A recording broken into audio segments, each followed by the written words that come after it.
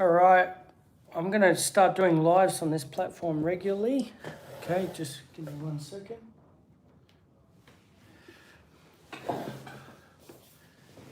The gym NMS, that's awesome, man. Being at the gym is good. Now, I normally do TikTok lives, okay? This is a new platform for me to do lives. And so normally I do Q&As on TikToks. What I'm going to do is a little different today. I was on TikTok, I've left.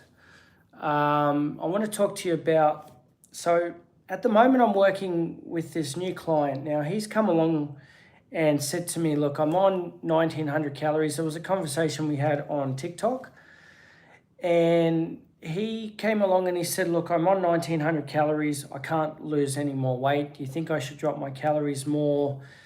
And I'm thinking, geez, this guy's doing everything he needs to do. And what's ended up happening is he said, look, I've been watching you for a while. I actually wanted to work with you. I'm just wondering if we could work together and you could coach me. And I said, yeah, no worries. And so when I initially spoke to him, I said, look, you're under eating. I want to first increase your food. Okay, I want to get your metabolism to start working again. We are actually 3 weeks in and I've had to increase his calories by about 1,000 calories a day. So once I started increasing his calories, his metabolism started to respond better.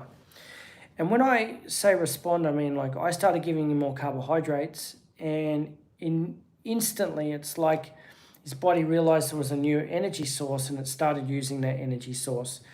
So what I've gone and done is the first week I increased it by about a couple of hundred calories, bit conservative, okay? And then the next week I increased it by about another 300 calories, 400 calories. I actually introduced another meal. And then the next week, or actually 2 weeks later it is now, I've now put it up by about another 300 calories. And so what's ended up happening is that, you know, his weight went up initially when I put more calories in and it came back down. Then it went up again, then it came back down. Then it went up again, then it came back down. Now, the good thing about this guy is he's very switched on. So what he does is he actually does his regular body fat measurements, okay? He does it on an in-body scan. Yes, I know it's not the most accurate scan and DEXA is better and a lot of people are going to say in-bodies are rubbish. They're actually very good if you do them consistently and regular and you do it at the same time, every time with a similar amount of food and water.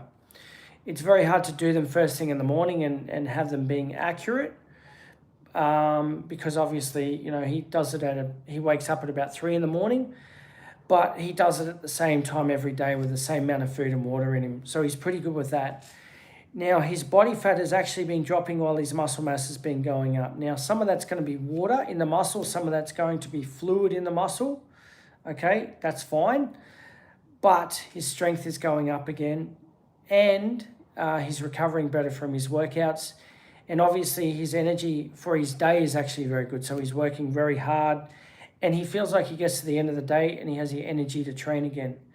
So what I've essentially gone and done is I've gone and taken his body from starvation mode. Now, there's no such thing as starvation mode, but there is a depressed metabolism mode to now it's like all this food's coming in. I've got more energy to do stuff. I can train harder. I can do more than I was doing before.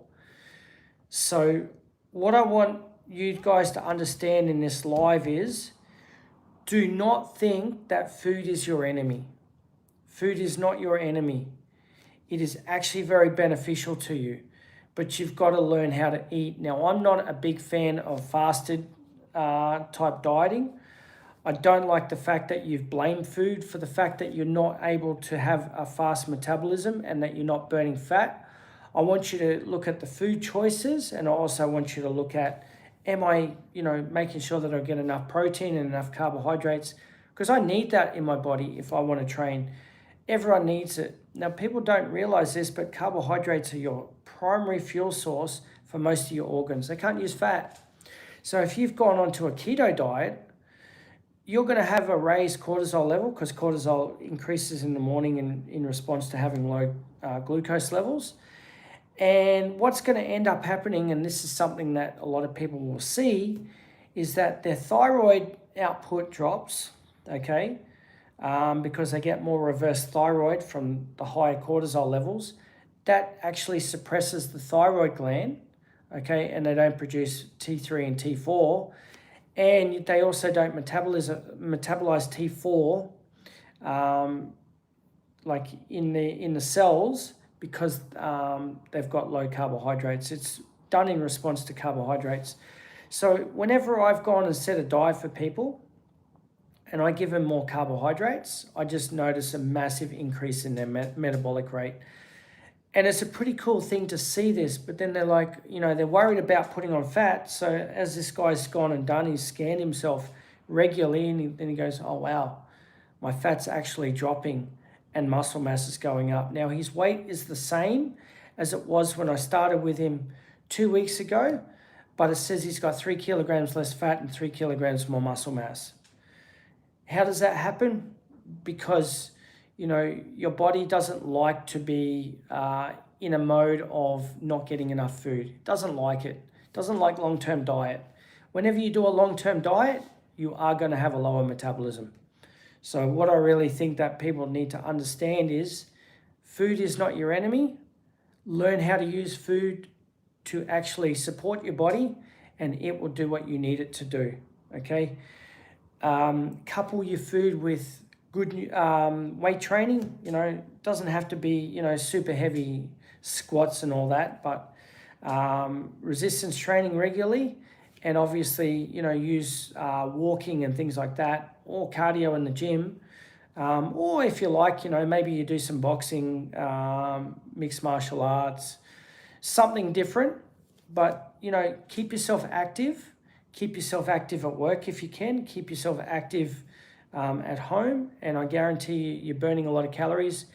And if you're giving yourself calories, your body will use the calories, and then it will burn fat quite willingly and lose it quite willingly if you do it the right way. Now, here's the caveat. It doesn't always work with people that are carrying excess body fat, okay? You do have to actually drop your calories a bit when you're carrying excess body fat. But what you need to do over time is have periods where you lose body fat and then periods where you're eating more food. Okay, so being on a long-term 2-year diet is not always going to be the best thing for you, even if you are obese. You've got to couple it with exercise, and you've got to couple it with periods of eating a bit more and having periods of loss. Okay, I've done this with many people over the years. I've had people lose 100 kilos. Generally, the best sort of weight loss that I've seen is generally in people 60 to 70 kilograms. But I have had one person lose 100 kilograms, but they have to be committed to actually eating the diet and not be scared of food. Okay, so it's a whole education on diet. Education on diet is critical, and if you don't learn what food does for you and what it doesn't do to you, then, obviously you're going to be left wanting when it comes to the diet part. Now, obviously, takeaway foods are not so good, because takeaway foods have a lot of calories, a lot of fats, and I don't put a lot of fats into people's diets. I put enough that, your body has enough to produce hormones and to keep it healthy.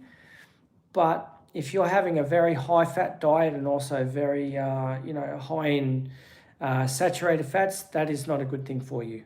Okay, so takeaway foods, if I'm working with someone, takeaway foods are generally gone, but I replace it with easy to cook, easy to prepare foods, okay? Cooking is not difficult, and preparing your food is not difficult if you sort of have an idea of how you can produce your food in bulk ready for the day. But you do actually have to have your food ready. The biggest enemy I've seen with anyone, and I mean anyone, is lack of preparation. If you're not prepared for your day, there's a saying, piss poor planning leads to piss poor performance. Okay, so if you're not planning, you're not planning to perform. Okay, so you need to do that. So understand these things, understand that, food is not the enemy. Food can be your friend. Starvation type diets, long-term fasting, certainly not the best thing for losing weight over the course of time. actually eating regularly, having breakfast, having lunch, having dinner. You know, I eat 4 times a day. I find that beneficial to me. And then putting in some exercise, okay? Doesn't have to be a huge amount of exercise, but just some. So I hope that helps you guys. If you guys have any questions that you want to ask me, by all means, ask away. I mean, there's a few comments here from someone.